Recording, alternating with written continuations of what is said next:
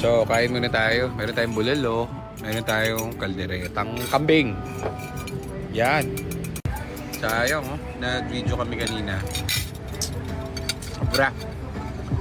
Napindot ko yata. Sayang. Ganda pa naman yung video ko. So, dito pa rin tayo sa Cavite. Paano niyo yung vlogger? Vlogger ako eh. Ayusin niyo yung pagkain ng vlogger. Ito, baka malaglag yung suka. Ito, dito na lang. So, nakuha ko lang tong shades dun sa kotseng binili namin. Sinuot ko lang. Pang girl to pero alam nyo, hindi ako girl. So, itong perks kapag kami ay lumalabas-labas at bibiling kotse, nakakain kami kung saan-saan. Lupalot. Sayang. Hindi ko na-videoan yung ano. Export na wala. May tinignan kami bago.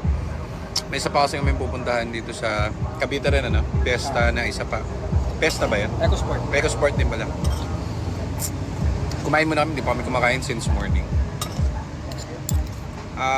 Yung kaninang pinunta namin EcoSport, legit yon sa kanila. Kaso lang, daming issue. So, hindi namin kayo ako. Next time na lang. Taas yung price. Di ba ba? May ulit. Diretang usa. Hindi.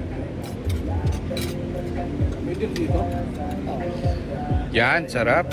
Busog, busog, busog. Busog kami. May next pa tayo. EcoSport ulit. Yung pinunta namin kanina, nawala kasi yung video. Nakakainis, namura. Daming issue eh.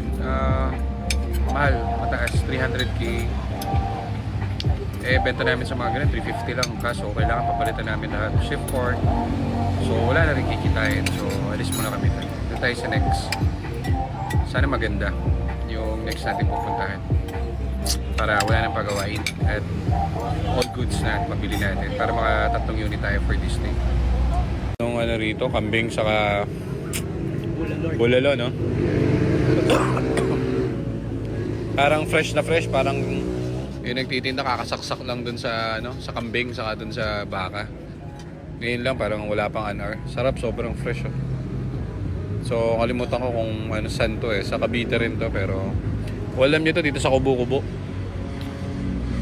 Mamaya siguro maraming magde-date dito. Sarap, approve. Ayan na yung bill. Ayan natin kung magkano, ha. Magkano sa'yo? Mga 700. 700. Kano sa'yo, Nico? 580. 580. Ako, ano ako? 876.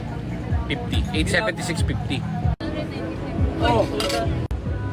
Kala? 95. Putangin na. 876.50 ako eh. Sayang. Sayang. Dapat gano'n kayo pag buy and sell. Nangungula kayo ng bill nyo para practice yan. Para magaling ka sa math. Kahapon nag-compute ako eh. 8 times 4, 36.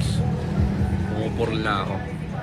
Anyways, yung team natin dun sa shop, si Joseph, Boy at si Aljon, sinervisan nila yung nakakuha sa atin ng EcoSport.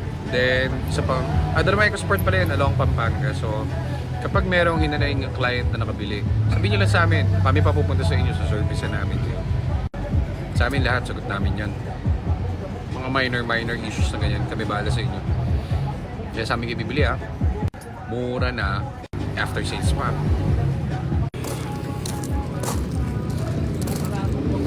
So, punta na tayo dun sa next nating destination. Pangatlong kotse.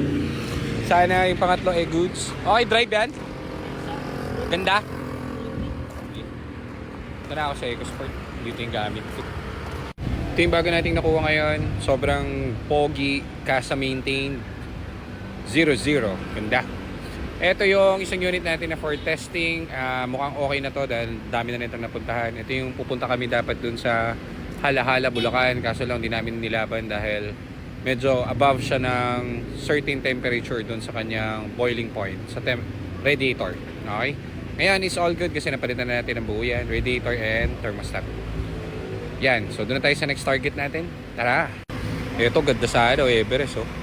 Wala lang akong pambili.